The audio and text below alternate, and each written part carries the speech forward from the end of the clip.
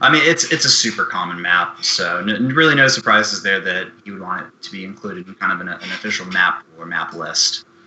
And I believe our players are ready, so we should be starting our game number 2. Looks like we're starting right now, actually. Yes, game number 2 with Nyoken down a game. Spawning down here in the bottom left-hand corner, it is good to be our brown Terran player, Nyoken.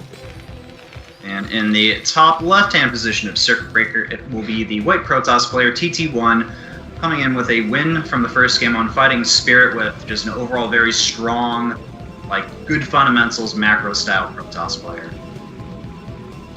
And so, curious to see how Nyoken's going to take game number 2 here, because game number 1 kind of went for a little bit more of the standard build, tried to go into 2-1 timing pushes, but really just TT1 was able to kind of hold that middle game perfectly. So I'm kind of curious to see if Nyoken's going to go for a little bit more of a aggressive first style, maybe like a double factory type style, or maybe even something like an FD push. Yeah, I do want to point out that I felt like one of the, I guess you'd call it a weakness of TT1's style or overall build in the first game was that his tech lagged behind a little bit, because he did get kind of an early expansion and he put out a few gateways early on just to make sure he had a good force of units, so Nyoken couldn't just kind of come up to his front door and kill him super early. But the trade-off was that his tech did somewhat lag behind Nyoken's, I feel. So that could potentially be an area Nyoken could look to abuse if he picked up on that or felt like it was an abusable position. But I mean, even that being said, it's not like TT1 isn't a very capable player that is aware of that fact and may adjust his strategy based on what he sees from Nyoken.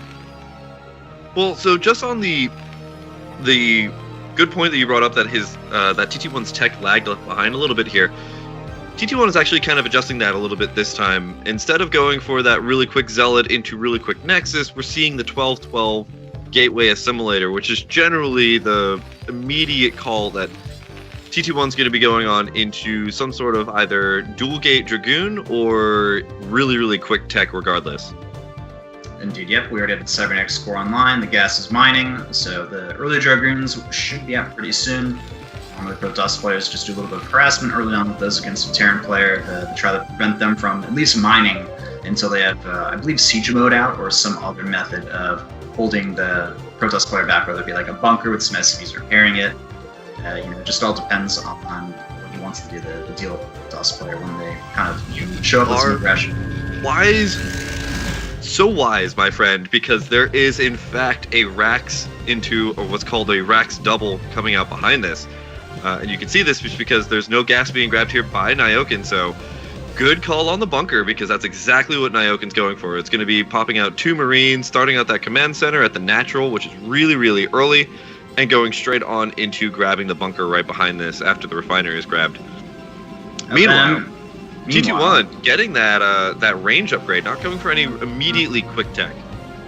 Yeah, I kind of like that build personally. I know it's been around for years, as a lot of Brood Ward builds have at this point. It just that extra range prevents the Marines from actually attacking the Dragoons when they're inside the bunker. So the Terran player has to pull SCVs to kind of prevent the Dragoons from just burning down the bunker and then burning down your natural and killing out the Marines. And because he went for that delayed gas, his siege mode is going to be out a little bit later. Factory units are going to be out a little bit later. And that's one of the reasons why that early Dragoon pressure can be so effective against a Terran player. Yeah, it's a very delicate dance between the Dragoons and the bunker. Now, the first Dragoon going into melee range of that bunker, not going to be able to get that much done, but the Marines do push it back for now. Once that range finishes up, you're quite right, as you were mentioning before, the Dragoons will be able to start wailing away on that. And it's actually up to the Terran in order to have perfect amount of SCVs to repair that until that first siege tank gets out.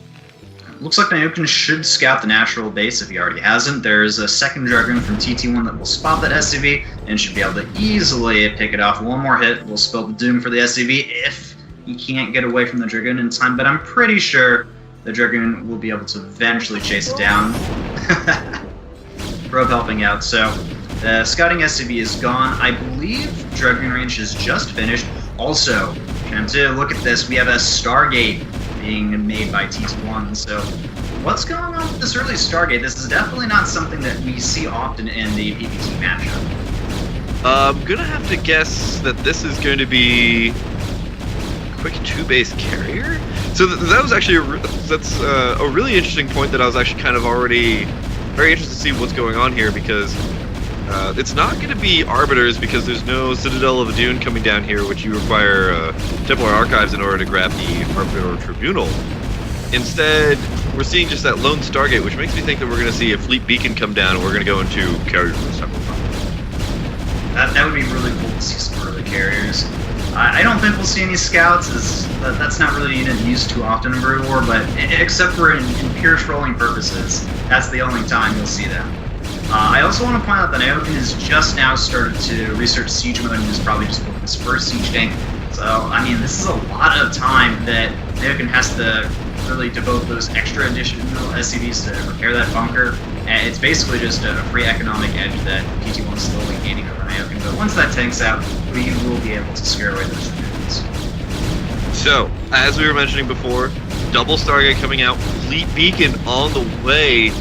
Oh my god, Whiplash. We're going to see some 2-base carrier play. Super stoked, super excited to see this. I love when Protoss players try to go for the early carriers against Terran, because like you were mentioning earlier, there's a lot of delicate dances in this matchup, and that's just another one of them. That being said, there's a lot of extra Dragoons, now up to 5 at Nyoken's natural, and this may kind of force Nyoken to, almost overcompensate and maybe make a little bit too much, defenses at home to deal with them, when in fact, TT1's just going for carriers. So this is a really weird and interesting situation that Nyoken's basically kind of found himself in. He has 0 scouting ability of what TT1 is up to. He's seen 5 Dragoons. 5 Dragoons is generally as much as you'd see off of 1 gateway, which is what we've seen, just a single gateway. Nyoken, at this point, well, now he has 2 gateways, but he hasn't really been producing any Dragoons or many Dragoons out of that second one. Sure. But Nyoken didn't actually opt to go for an academy at all, instead went to go for the immediate engineering bay, and it seems like last game Nyoken went for a very, very late academy. So without any scans, he might not actually have any idea that the double carriers are on the way, and I'm kind of curious to see if the observer from TT1 noticed that there was a very late academy last game, and knows that he can get away with this, given how Nyoken's been playing. Yeah, that actually, I kind of like that train of thought. I think that's definitely a viable thought.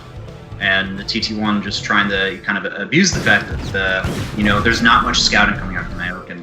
Nyoken is going for, I want to say, a bit of an earlier third expansion than the last game, although I could be wrong on that, but it does seem to be maybe slightly earlier. We do have additional mech units kind of coming out from him. He has the second machine shop finished up, and is going ahead and getting a third factory. And also a lot of scouting around the map. I do like this from Nyoken. He's kind of sending his vultures out, putting mines at a lot of the further away bases that TT1 will potentially grab later on into the match. That being said, though, this game could actually just end as soon as TT1 shows up with a force of carriers and Nyoken's kind of caught with his pants down. Yeah, and that's why I think we're seeing Nyoken very desperately search around the map for any type of other nexus with those vultures, because he didn't really see that many Dragoons, and as a Terran, that sends a lot of warning bells off. But since he didn't see any other type of tech like DTs, I'm curious if the thought pattern has finally hit him. Maybe he's going for something really unexpected. Now, the Academy has just landed, just finished, and now we're starting to see the 2 ComSat stations get started at the 2 command centers. But this might still be too late. 2 carriers have already finished up. Yeah, and there's another 2 on the way. They should be done pretty soon. There's Citadel of the Dune that just started from TT1 as well. I also like that he's gone ahead and grabbed that 3rd expansion. I'm sure Nyoken he's got to know that something's up, but at least seeing that 3rd expansion for him should let him know, okay, well, he's continuing to build expansions. There's a scan, but okay. Finally hits the right scan. There he is. 2nd scan, he's able to finally spot the carrier tech, and the question is, how is he going to respond? I imagine there's going to be a lot of, rapid, Nyoken's kind of just trying to scramble everything together, build some glyphs, get the Charon boosters upgrade, start to put up some missile turrets at his natural base. He's kind of in crisis mode right now. He has to deal with these carriers very soon, because they will be coming at him within the next couple of minutes. You're right, and I think at this point, this is actually a really, really money scan that he actually got it right when there's only 2 carriers. When it's about 4 carriers have already come out and you've already scanned it, it's a little bit too late. You can already see the machine shop is warring. It's most certainly getting the Goliath range upgrade, which makes those Goliaths able to kind of handle carriers a little bit easier. The carriers are now moving on over here. There's only 3 missile turrets here. That's true. Also, the carriers do have the +1 air attack upgrades, so they will be doing a good amount of additional DPS. And those missile turrets just die extremely fast. And that's only, a couple carriers. The 3rd one has arrived as well. Looks like we'll be able to pretty easily take out those missile turrets. The SCVs aren't even really trying to repair them. They are trying to build a lot of additional turrets, and there is a couple of Goliaths, but they're being taken out pretty easily as well. So the carriers already proving with the 4th one joining in as well. This is going to be very difficult for me to deal with, and it is possible this could straight up kill him. Right, at least he's got the other 3rd base, the mineral only kind of over here. He needs to start storing up those Goliaths and building them into a pretty large number before he can actually engage those carriers, as well as make sure that, those carriers are not going to be able to easily get away. The engineering bay going to get taken down here is actually kind of key as well, because that allows Nyoken to have the ability to see those carriers over that ridge. So now Nyoken's going to have to start spending scans in order to actually see where those carriers are in order to attack them. That's true, and until an additional engineering bay finishes, that means no more turrets for Nyoken. That being said, he's got a good amount rebuilt at his natural base. Yeah, and actually already, Nyoken's got the +1 weapons for his mech as well, and it's actually on on more bases than Protoss right now. So if these carriers don't prove to be super effective right now for TT1, Nyoken's definitely got a really good shot. Yeah, totally agree with you, Shim. So getting that 4th base up for Nyoken could be a saving grace. It's just going to allow him to really pump out a huge amount of units. And against the carriers, you need to just kind of mass a lot of Goliaths and really prevent those carriers from being able to stay in one spot for too long before they just end up losing a crap ton of interceptors, or lo and behold, if a carrier gets out of position, they could actually get sniped by those long-range Goliaths. So the only counter argument to all of this is that Goliaths kind of really suck, Whiplash. Unit. Yeah, they do. Except for 1 unit, which is against carriers. So the really big devilish spot here that TT1 can find himself in is making just enough carriers, which you can already see is about 5 or 6 right now, to get the maximum efficiency, because you need a lot of Goliaths to deal with 5 or 6 carriers. But if you kind of deal with that really Goliaths, now you'd be able to handle. Now, looks like we're going to have a potential big engagement as TT1. He has a good amount of Dragoon Zealots. Cycling back for the time being. There's a few Goliaths for them caught out of position. They will be able to actually do a little bit of full damage to one of the carriers, but I mean, overall not a good trade if he's just kind of thrown away a handful of Goliaths in a crucial moment like this where, a few units could really tip the scales either way in one of these battles.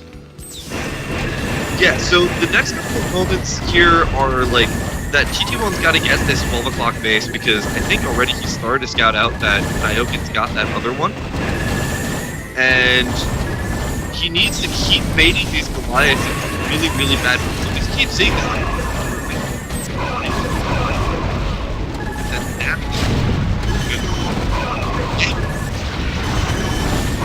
Now, one of the carriers has been taken out, and another one I think is pretty low.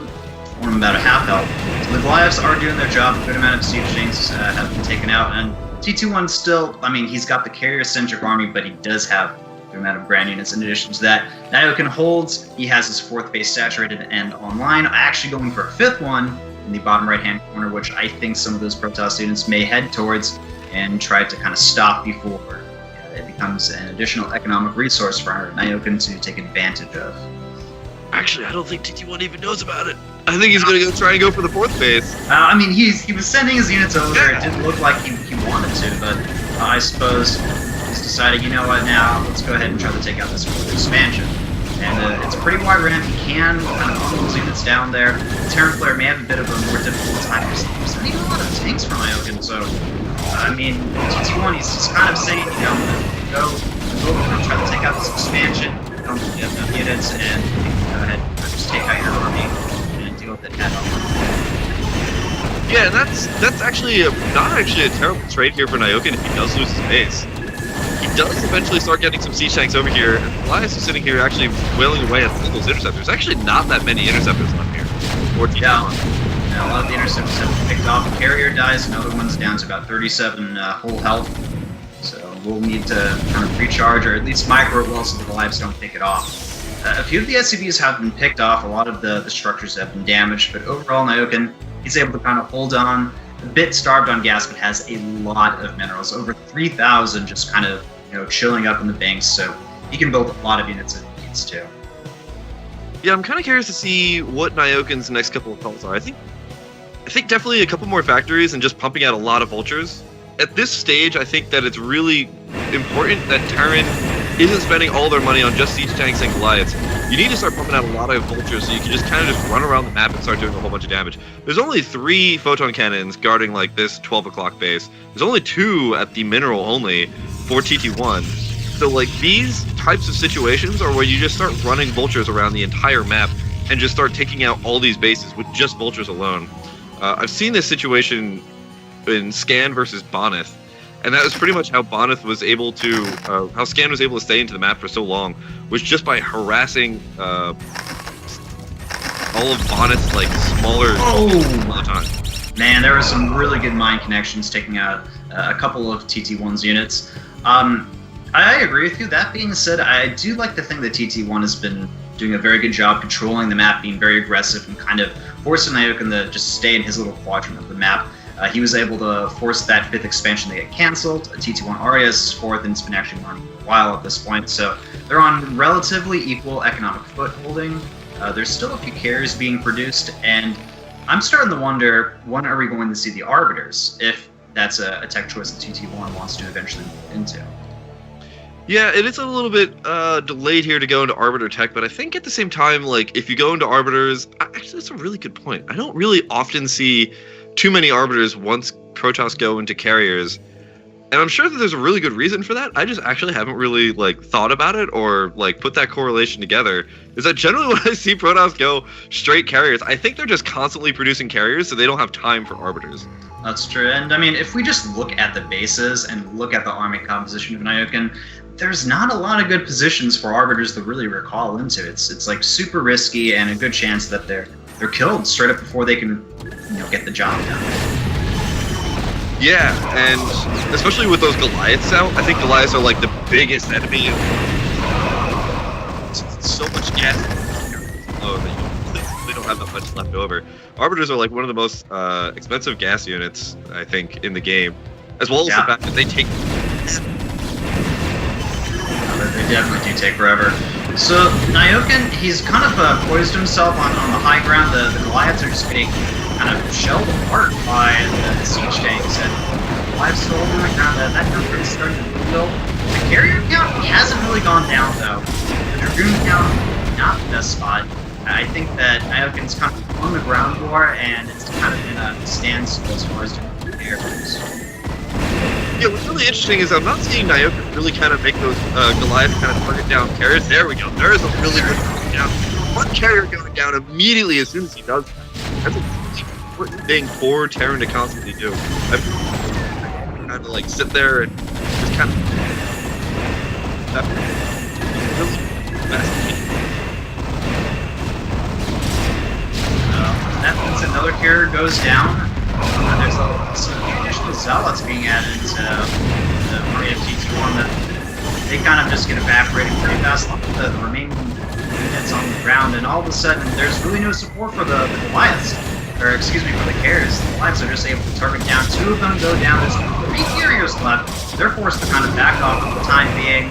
They pick up a few Goliaths, and they're able to get some siege tanks as well, kind of in this high ground area where it's hard to get down. But I mean, I really do feel like Nyoken, he has the larger army supply. He's been able to thin out this carrier count, and as long as he can just prevent too many mistakes from dying, stabilize, and get rid of those pesky carriers, and he is poised to be in a pretty solid spot. Yeah, actually, TT1 is really starved for any type of resources right now, and if he loses these carriers, this actually might be game. Also, TT1 not mining any gas at his 4th expansion. That could be just a mechanical mistake on his end, or maybe he didn't want any gas a little bit earlier on, but now he looks like he does need to get some additional gas. Yeah, definitely starting to get another base over here as well, and so so is Nyoken. Now, I did want to mention out that there is this little zealot that's been doing like this marathon run back and forth between the mineral only and the bottom right-hand expansion, and you can see that he's got 5 kills on him. I think every single one of those kills has been an SCV that's just been trying to expand about 5 times. And I like what Nyoken has done. He's actually built his command center at one of those expansions with the zealots patrolling around, like just a little bit out of sight range, so he can, just have the command center really close by and able to lift off pretty fast to get into that position. So both players looking to grab their expansions. I believe the TT1's main is mined out as well as Nyoken's, and their naturals are pretty much mined out as well. So yeah, it's pretty important for them to continue building these additional expansions if they want to keep their economy up and high in the later stages of this match. Yeah, and that's the really scary point about like these types of situations. If you haven't been expanding, you're spending all of your money only on army, you're now running into the situation where you're like, okay, well now I have to stop making army so that I can start expanding. And see, as per mentioned before, it's really starved for minerals and pretty much everything else. Doesn't have the minerals to replenish an army and loses a couple more Dragoons, carriers, really anything, then Nyoken might smell blood and just move across the map. Yeah, very true. TT1, he's still behind on supply, but both of these players are beginning to approach that kind of maxed out point in the game.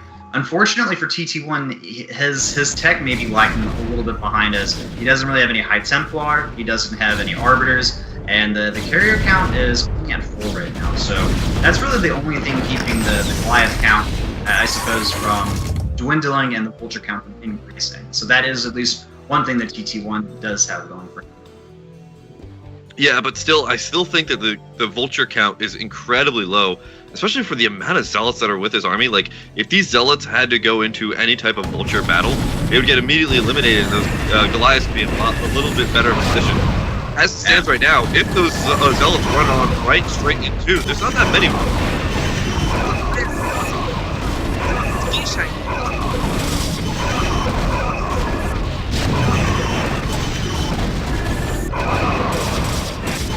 Well, TT1, I think he's done a decent job at kind of at least preventing Nyoken from moving too far out across the map. The Goliath count, though, this number is becoming a little bit staggering, and I agree with you, Shem, too. I want to see a little bit more vultures in the main army composition, especially because Nyoken, he's got so much minerals, but the amount of gas are much cheap. One more here, get taken out just a little bit too far out of position. It's just kind of becoming a scrappy fight almost at this point, as both players are just kind of butting heads into each other and just trying to come out as the victorious on that.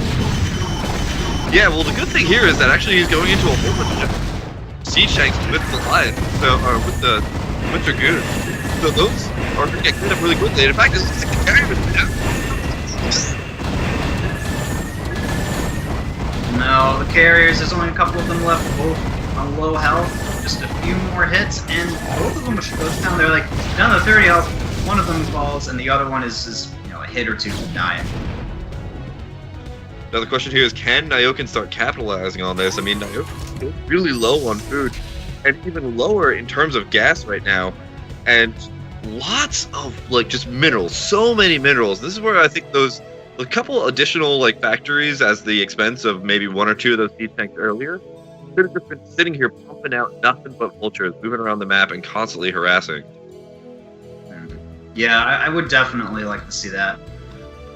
Vulture count, if we can see more vultures, man, I'll really like Nyoken's position within this match. He's been able to kind of remove the carrier threat at this point, and there was a lot of investment in those carriers, I'd like to think. And I don't know, do you think the carriers were actually really worth it for TT1? I think the carriers could have been a lot more worth it if they were scouted out a little bit later. TT1 probably could have won, if not just definitely solidified the state of the game a lot earlier. But as they were scouted out immediately at the point where the carriers were only at 2 and they only had a couple of interceptors each, kind of cost him a little bit of invested tech.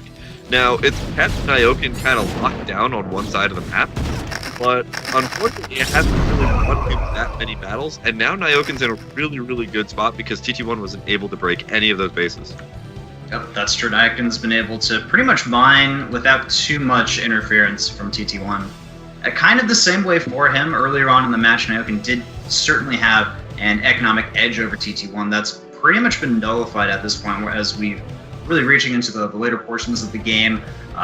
You're getting your first couple of expansions, pretty much mined out by this point by both players, or they're down to only a couple low mineral patches, and you really have to get your 5th, 6th, even sometimes 7th base coming online. Also, I'm noticing we're seeing a few gateways and some cannons being built at the the 2 o'clock position on the map. So I like that TT1 is going to eventually be building more gateways at different parts on the map. I know you mentioned this last game, that's something that Protoss players do want to do later on into the match. Yeah, almost as a different set of resources are the gateways later on in the game. Ooh, nabbing that High Templar, that's a huge grab here. Storms are really actually effective against Goliaths because they kind of clump up because they're a really small unit size in terms of actually doing just gross damage to Goliaths. Storms are so good, but yeah, having those gateways spread out across the map so that if Terran just kind of slow pushes one base, you don't lose all production. And it looks like we are starting to see that Arbiter tech twitch from TT1 in addition to the High Templar, which unfortunately one of them was sniped early on. And those early High Templar, you really want to try the one of those where you can. TT1 does want to make a move to push into the Terran base, or Terran army, and some of the tanks were unsieged, so he's able to at least initially get a start from the Terran player. Good stasis going down, increasing some of those units. The Arbiter does want to scoop, but he's able to take that and kind of bias Protoss count, and it's going to be I think the TT1 may just slightly get the edge here. The Dragoon count, that means it's coming from both players, and whoever gets versus their faster Yeah, I think this just might barely go in Nyoken's favor if he can get these last couple of Dragoons out, and as soon as those units come out from the stasis, a little bit of an interesting stasis decision there to go for Vultures and Goliaths. I'm not sure if that was intended or not. High Templar are now in the wings as well, but as soon as they come out of stasis, there's a storm to actually eliminate most of those units. But Nyoken is able to actually resupply pretty quickly. It actually still has a lot of money. It's only just a question of whether or not he's actually macroing correctly. Can he actually win these engagements? Yeah, that's true. I did notice in Game 1 when Nyoken was under heavy pressure from TT1, his macro did start to slip somewhat. He was pretty much maxed, so it's now reasonable for him to have a gas excess in addition to kind of switching over to the Ultra Tech Goliath tech, since Protoss players decided to kind of switch out of those carriers into a ground-centric army and with Arbiter High Templar support. And yeah, I mean, I felt like TT1 kind of attacked in the right place at the right time and had just enough to make that reasonable trade. Yeah, the biggest blunder there, I think, was that Nyoken didn't have quite detection of really anything for the first, I would say, 3 or 4 seconds of that engagement, which really caused a huge issue there for Nyoken's forces in order to actually be effective. It took him a couple of seconds before that first scan came down, and even then, scans have a half a second lag or a second lag before you actually see the detection that it grants. And so, really, TT1 was able to just kind of get on top of Nyoken's forces really, really well, except for the Arbiter was a little bit scared of those Goliaths. So, the question now is TT1 going to have to deal with any type of science vessels coming up behind this? It doesn't look like Nyoken's making any. I do see the science facility obviously completed, which he probably made a long time ago in order to get those upgrades out for his ground units, which I believe they are at 2-3 right now. 2 armor, 3 attack. The +3 armor not being researched right now for Nyoken, however. And looking over at TT1's upgrades, he has +3 attack, +2 ground armor, and +3 air attack as well. Yeah, that +3 air attack is really crucial for those carriers because each of those one little interceptors get +3 damage, and they only do 6 per shot. It's just just an incredibly amazing upgrade for carriers alone. It looks like it's another really, really big engagement as TT1 starting to barrel down on the bottom right. He gets a pretty solid stasis, grabbing a siege tank and a couple of other units. This is just a large army count from TT1. He's coming in at a solid position, and Nyoken trying to kind of bring both of his army to defend at this crucial location. He can't really lose these expansions. This is kind of where his economy is left. So when Nyoken loses these expansions on the right side of the map, his army supply is eventually going to get starved out by TT1. Yeah, TT1 has been just taking over the entire top of the map. But Nyoken's been keeping on even bases, but now there's Zealots in the bottom right-hand base as well. No, that's definitely not good. Nyoken's economy is going to take a big hit from this attack. Even if TT1's forces eventually get reported, the economy difference is going to become evident. TT1 will go ahead and recall a couple of his forces back towards the center of the map, back off for the time being. He knows that his attack is pretty much over at this point, but he still has a couple of Zealots in those expansions just doing absolute terrible damage to the economic situation of Nyoken, which is quickly going down the drain. Yeah, Nyoken was definitely in a really great spot. Losing all of these SUVs is really devastating. And see how he's going to have to stabilize outside of this. Now we're seeing a little bit more of a standard Terran army coming out here from Nyoken. I just hope he still keeps making a couple of Goliaths here so we can kind of keep those Arbiters in check. We're seeing mostly Vulture Siege Tank coming out here now. Agreed. Nyoken also has a very high Vespene gas count, so it's very, very easy for him to pump out a couple of science vessels if he needs to. This can also kill Arbiters and I know he's the Protoss army in general, science vessels. Spider-Mine grabs a High Templar! That's a very big loss there. Those storms are really pivotal here for TT1, especially because of how gas-starved he is. He doesn't want to be losing any of those Templar. That's true. I mean, that's also gas that he can't spend on Arbiters if he's losing High Templar. So, that gas balance is super important for him. I'm going to say, okay, he is mining from the geyser at his, I guess, 2 o'clock, 3 o'clock. But the expansion south of that, he's just building the assimilator now. So that additional gas income will help him out. We have a big engagement going on now. It's like, Nyoken, he's going to have to deal with this. He has units in the stasis, but that's a lot of vultures. Just really protecting the siege tanks, which are in a very nice position as well. TT1, he has to back off at the time being. TT1 slaughtered his own forces going into that engagement, and in fact actually is now at a pretty big deficit. Really, like, TT1 should be constantly maxed against the Terran army at this point of the stage of the game. Nyoken, though, being above in food means that I think Nyoken can really start pushing out across the map, but still being really afraid. I'm kind of curious to see why Nyoken is being so afraid of TT1 at this moment. I almost kind of feel it's because of the pace of these matches. Game 1 and Game 2, once TT1 started turning on the heat, he's been very persistent and has kind of forced Nyoken to be in the defensive position more often than not. And I mean, this is like the first time where Nyoken may actually have a chance to move across the map and actually make a very aggressive maneuver. And normally it's been TT1 who's been kind of doing those maneuvers. Like, it might just be also just the presence of TT1. It seemed like Nyoken going into these matches just felt like TT1 was that much better of a player. And I've been in that mindset. We've all been in that mindset before, right? We've all been playing StarCraft in a pretty competitive way, where you're just like, this guy's better than me. There's no way that I can actually be in a good position against him. Like, I must be missing something.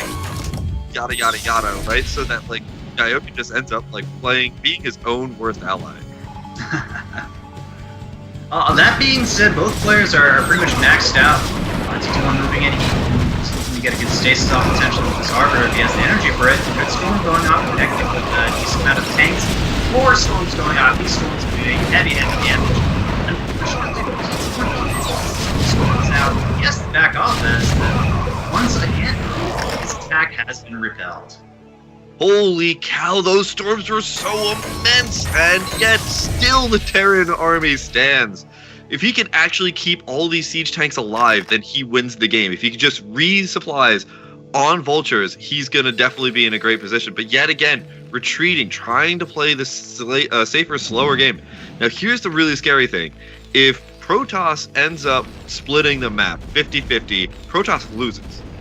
Terran units are, by and large, way more efficient in terms of taking out Protoss units than the reverse. So if just Nyoken just bleeds out TT1, he's going to be in a great position. If he can actually start aggressing on some of the bases that are going to be taken at the 9 and 3 o'clock positions. That's true, and his economy has pretty much recovered by this point. He's been able to get a good amount of saturation at his mining bases currently. TT1, like you were mentioning, as far as the map splitting goes, he wants to grab that expansion kind of south of his natural base in between his and Nyoken's original starting expansions. We have a recall moving in. A few turrets should be able to spot it, but can they finish it off before it recalls? Yes, they can. That's just too many turrets, and man, that could have been a saving grace, I feel, for TT1. It seems like he's just not winning these engagements enough, and he needs to try, a different strategy, a different tactic, and why not go for the recalls? The recalls don't work, though. What do you do now?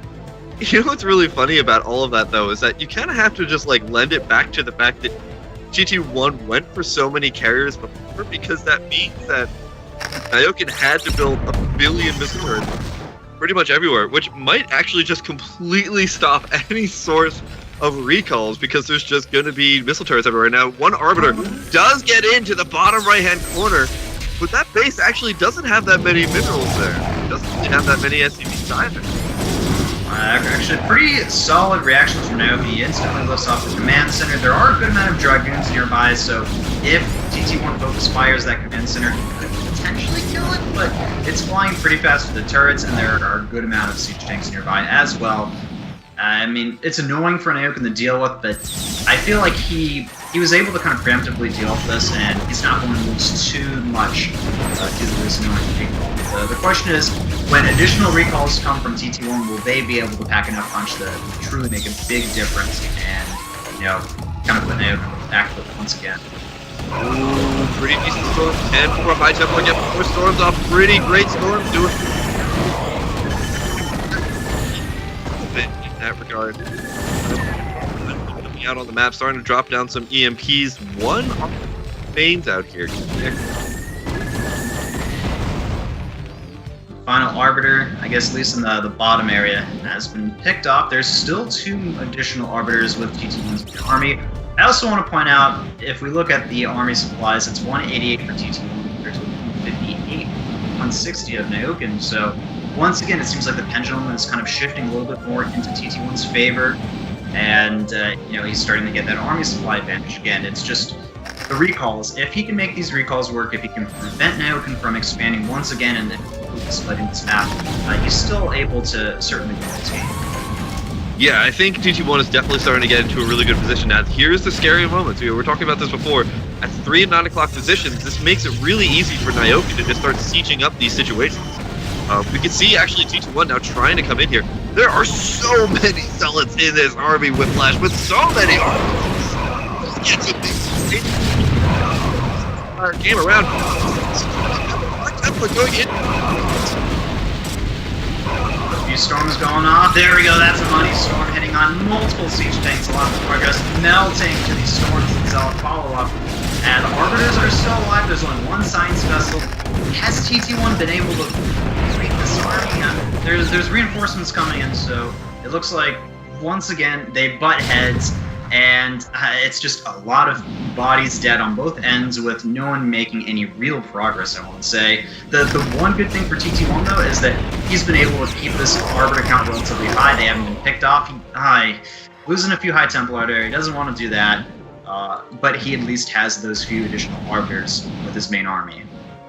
Yeah, those vultures going in there and sniping those High Templar. Again, these High Templar are very, very high value units here for TT1. They can really turn the entire state of an engagement on its head just with storms alone. We've been seeing it time and time again. Getting those vultures in order to actually just nab those High Templar before they're actually able to do anything is massive here for Nyoken. Not only that, but Nyoken now also starting to assault this 9 o'clock base, has the 3 o'clock base mined up so that TT1 can't easily grab it. And TT1 is starting to really kind of whittle down all the resources on the top side of the map, whereas Nyoken still has this bottom right-hand corner to actually start running out. But as I say that, TT1 gets the reach. He's basically recalled the remainder of his army to the bottom of the map. I want to point out he does have a few units kind of chilling in the top right-hand corner of the map. This defensive units. You get storms going off as well, picking off some vultures. Tank out if they get into a good position. Pretty difficult these units to break in, and I don't know if we have stasis available for the Toss player, but he certainly has to stasis some of those tanks if he wants to try the breakdown into that natural.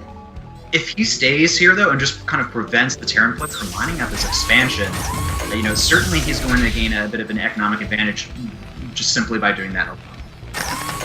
Yeah, but you can see, like, Nyoken is just slowly moving in and trying to take out those forces as cost-effective as possible. But looks like TT1's going to also go for the mineral-only base over here as well. He's be able to start harassing this. Still keeps that push down there at the bottom right. That's 5, starting to do every couple of units here. I think that this be at least one net that TT1 is able to net, as well as this is going to go down as well. TT1 doing an excellent job at just staying in the game by really trying to choke Nyoken out as far as the resource economic war is being considered. It does feel like Nyoken has been able to like deal with TT1's army each time, but I mean he's still kind of coming in through the cracks occasionally and getting some real damage done to him. So I mean, TT1 is ahead once again in supply. The command center is being floated from Nyoken towards one of his additional expansions since they keep getting destroyed by the Arbiter recalls, and there's still a few Arbiters just kind of chilling around in this lower part of the map, essentially unchecked, and if they gain enough energy they can continue their harassment. Yeah, there's still one Arbiter just kind of hanging out here, right next to a science vessel as well. I'm really hoping that we're going to see TT1 get another recall. I mean, there's just a whole bunch of Arbiters just kind of hanging out. This is what I was going to mention before. I really hope that Nyoken doesn't forget the fact that he still needs to make a couple of Goliaths to deal with these Arbiters. Oh, there's another recall. Man. The recalls just don't stop, dude. This is the bread and butter of late game Protoss versus Terran. As long as you can keep these recalls up, even if you kind of send your units to death, if they can get something accomplished, then it's generally worth it. Those Dragoons kind of just ran into some siege tanks and died instantly. Well, this Terran command center is down to about 150 health and may actually burn down if Nyoken isn't careful and sends some STVs over to Terran. I believe he'll go ahead and do that. He is sending some STVs towards that expansion. Yeah, going to be able to resupply quite a bit over here from the other bases. That's really his only mining base right now, though. Oh my god, he's not repairing it. Oh my god, he's not repairing it. Come on, man, notice. Okay. Oh, that was close. It's all good. Just repairing it. The command center will not be out everywhere on the map, though. Yeah, this does seem to be it's more difficult for the Arbiters to be dealt with than the carriers from the look of things, from Nyoken's end. I guess that's one reason why you see them in so many late game situations. Protoss versus Terran is just such a good unit. It really forced Terran into hard areas, hard positions. Sometimes those choke points are really annoying that the send your units to and from. And you know, you got to build a lot of defense as well and kind of keep your army split up. But I mean, with all this in mind, we're still seeing TT1 completely mine out of all of his bases. Is just trying to get a couple of really good recalls. But these recalls, the next couple of cycles, well, he's not going to let out the rest of his army for now.